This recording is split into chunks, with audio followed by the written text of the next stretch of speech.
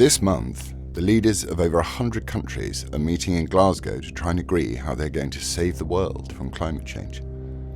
The conference happens in a different country each year, and this year it is the UK's turn to host the event, the 26th. For as long as these meetings have been held, UK governments have sought to take a leading role in persuading other governments to agree to a global emissions reductions deal.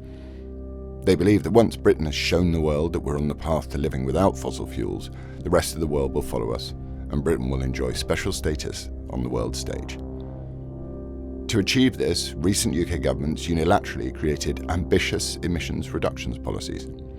In 2008, Parliament created the Climate Change Act, which required emissions to be reduced by 80% by 2050. And then, in 2019, after pressure from climate activists, this target was raised to net zero, effectively 100% by 2050. All of the large Westminster parties have proudly stated their commitments to this policy agenda in their election manifestos. But despite politicians making statements about the urgent necessity of tackling climate change, nobody has explained to the public what policies like net zero mean for them. Politicians have promised that climate policies will create jobs and economic growth, and even claim that climate policies will create equality and tackle prejudice and conflict. But they have provided no detail as to how this would be achieved and what the costs would be.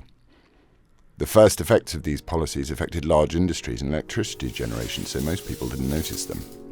The price of electricity and gas have risen as climate policies forced the closure of old coal-fired power stations and made changes to the energy market. But as emissions reduction targets have increased and grown nearer, politicians have been forced to unveil plans that will intrude more directly on people's day-to-day lives. At the top of the political agenda is the abolition of the gas boiler that provides hot water and central heating to the majority of homes in the United Kingdom. According to the government's plans, boilers will be replaced by air source heat pumps. But there are big problems with heat pumps. They are much more expensive than gas boilers. They do not provide heat as effectively or as quickly. They take up much more space. They require much larger radiators. And because they require electricity, which is more expensive than gas, they can be extremely costly to run. To overcome some of these problems, substantial changes need to be made to a home to increase its energy efficiency. The floors, walls, and roof need to be stripped and insulated. Windows and doors need to be replaced. Radiators must be replaced with larger units, or underfloor heating must be installed. Analysts estimate the costs are going to be equivalent to knocking the house down and building it again. Just to make a small 2-bedroom terrace house compliant with net zero will cost upwards of £50,000. And that would just be the start of the problems facing a young working family beginning their lives together. The government has also announced that sales of new petrol and diesel cars will be banned. This will force many people on limited incomes out of cars, reducing their mobility and forcing them onto more expensive public transport. This policy agenda will cost the United Kingdom more than £3 trillion. Rather than creating jobs and new industries, this cost will destroy them.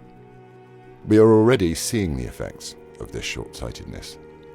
Even British manufacturers of wind turbine components have folded because UK energy prices make it impossible to compete in a global market. Instead, parts have to be imported from the East. In autumn this year, a failure to plan for times without wind and to plan for global gas supply shortages caused wholesale energy prices to rise by over 500%. This caused vital manufacturing and food production plants to close. These problems of rising costs of living, the loss of competitiveness of British industry, and the consequences of unreliable and increasingly expensive energy have been explained to UK governments and politicians, and the politicians that have supported the agenda since the 2000s. But they believed that once they had established targets, solutions to these problems would be found by businesses. And they believed it was not necessary to explain to voters what the consequences of radical emissions reduction policies would be and what these new laws would require from them. UK governments have sought to achieve a global agreement so that rather than requiring the public's consent, the government would take its authority for climate policies from the powerful new global political institutions that the agreement would create. In much the same way as the European Union required member states to observe its directives, The global climate change agreement being sought in Glasgow will bind governments to impose climate policy on the public. In this way, UK governments have sought to bypass democracy. In normal democratic politics, big political ideas with consequences for the way we live our lives are debated, contested, and scrutinised across the media, academia, civil society, and political institutions. But critics of this agenda have been excluded from the UK news media. The BBC has banned them. Sceptical researchers are unable to find funding from public grant-making bodies and are unwelcome at research organisations that inform government policy-making. And civil society is dominated by organisations that are dependent on philanthropic donations from billionaires and the special interests that gain from climate policy.